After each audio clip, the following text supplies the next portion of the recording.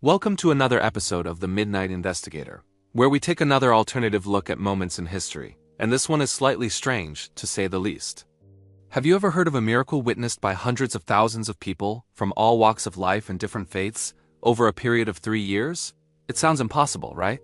But in 1968, that's exactly what was said to have happened in a suburb of Cairo, Egypt. This is the story of the apparitions of Zeitoun, a mystery that blends faith, politics, photography, and mass psychology into one of the most compelling paranormal events of the 20th century. It all began on the evening of April 2, 1968, in Zeitoun, a district of Cairo. Across the street from the Coptic Orthodox Church of St. Mary, a group of Muslim garage workers looked up and saw something that stopped them in their tracks. On the roof of the church, there appeared to be a woman, glowing with a soft white light. Their first thought was a terrifying one. She was about to jump. They shouted up at her, and a crowd quickly began to gather. The police were called to the scene, their initial job being to manage what they assumed was a potential tragedy. But as they investigated, things got strange. The figure wasn't just a woman, it was an apparition of luminous light. The police tried to find a logical explanation. Was it a reflection from streetlights? Was it some kind of elaborate prank using spotlights? They couldn't find any source for the light. And this wasn't just a one-night event. The story exploded. Night after night, more and more people flocked to the church, hoping to catch a glimpse of what many were now calling the Virgin Mary. The crowd swelled into the tens of thousands, and eventually, hundreds of thousands. The reports from these witnesses varied dramatically. Some described seeing a clear, full figure of a woman in radiant robes, sometimes holding an olive branch, sometimes bowing toward the cross on the church dome, and sometimes blessing the crowds below. Others saw something far less distinct, a general glow, flashes of light, or strange bird-like shapes made of light that seemed to fly around the church. These glowing doves became a key part of the phenomenon. Just over a month after the first sighting, on May 4, 1968, the Coptic Church, after its own investigation, issued an official statement. Led by Pope Kyrillos VI, the head of the church at the time, they declared the apparitions to be a genuine miracle. This was a massive moment. It wasn't just a local rumor anymore. It was an officially recognized event by one of the oldest Christian denominations in the world. The statement affirmed that the appearances were ongoing and they continued intermittently for roughly 3 years, with the final sightings reported around May of 1971. Now, to truly understand Zeitoun, you have to understand the mood in Egypt at the time. This wasn't happening in a vacuum. The sightings began less than a year after the Six-Day War in June 1967, a conflict that was a devastating blow to Egypt and its leader Gamal Abdel Nasser.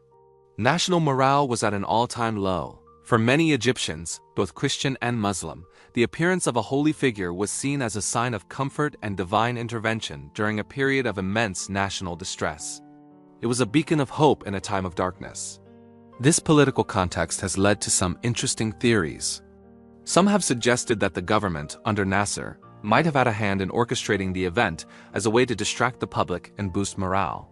However, this is a difficult theory to prove. Nasser was in power for the first 2 years of the sightings, but he died in September 1970. The apparitions continued for another 8 months under his successor, Anwar Sadat, so if it was a state-sponsored plot, it would have had to outlive its original sponsor. Okay, let's get back to the scene itself. One of the most frequently mentioned details is that the streetlights around the church were ordered to be turned off. Skeptics point to this as an attempt to create a darker environment, making it easier to project an image onto the church. Believers, on the other hand, argue the lights were turned off to eliminate any possibility of reflections, proving that the light was coming from the apparition itself. The government simply said it was done for crowd control. Whatever the reason, cutting the power completely changed the lighting conditions, making it harder to determine what was really going on. This leads us to the idea of a projection. Could this all have been a massive technological hoax? A theory of a high-powered projector was proposed. However, investigators and the police reportedly scoured a massive area. Some reports claim a 15-mile radius.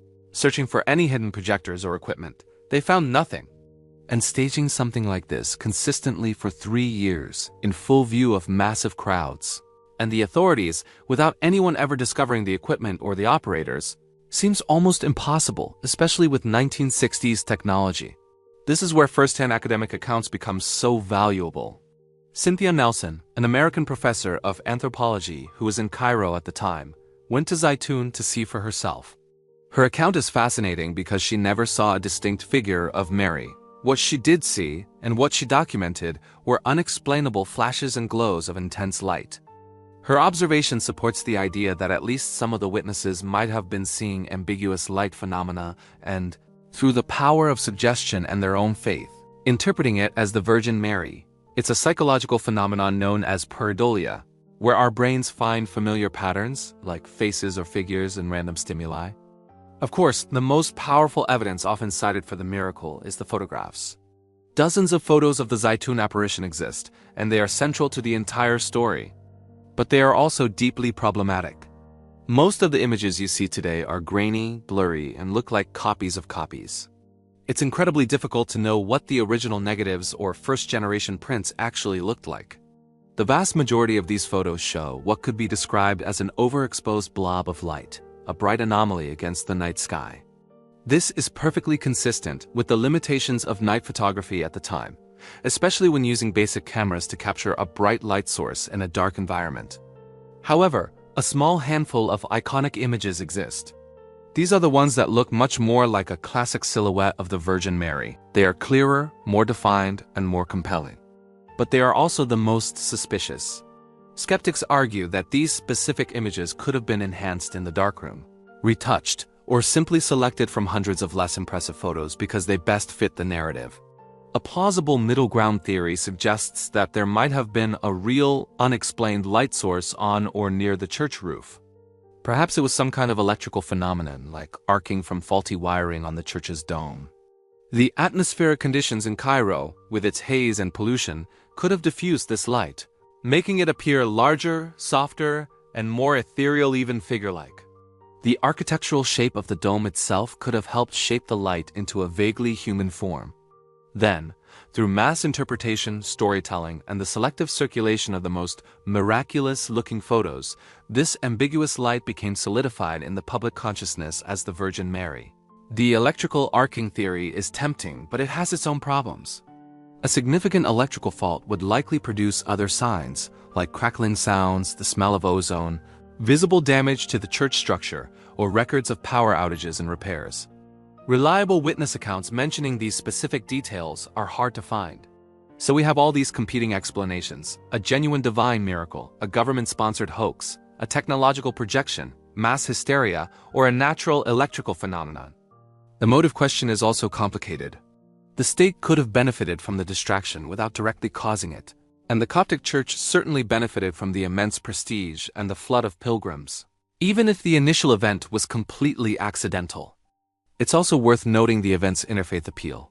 While the apparition was identified as the Christian Virgin Mary, she is also a revered figure in Islam, mentioned frequently in the Quran as Maryam. This is a key reason why so many Muslims were among the witnesses and believers. The event transcended a single faith, becoming a shared spiritual experience in a deeply religious country. Ultimately, the Zeitoun case remains unresolved because the key pieces of evidence are either missing or compromised. We don't have the original photo negatives or a clear chain of custody for the most famous images. We don't have official municipal records from the time detailing the decisions to turn off the streetlights. We don't have maintenance logs for the church's electrical systems. Without this clean data, we're left trying to piece together a puzzle from secondhand accounts, grainy photos, and stories that have been told and retold for over 50 years.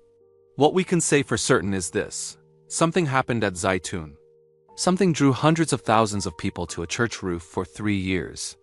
Something produced visible light that was photographed and witnessed by believers and skeptics alike. But whether that something was divine, man-made, or a strange trick of nature remains one of the greatest modern mysteries. It leaves us with a fascinating question: how much of what we see is really there, and how much is shaped by what we want or need or want to believe? Okay, so, you've been watching the Midnight Investigator. If this interests you, please like and subscribe. We will be back for more investigations. In the meantime, question everything. Don't let someone else do your thinking. See you next time.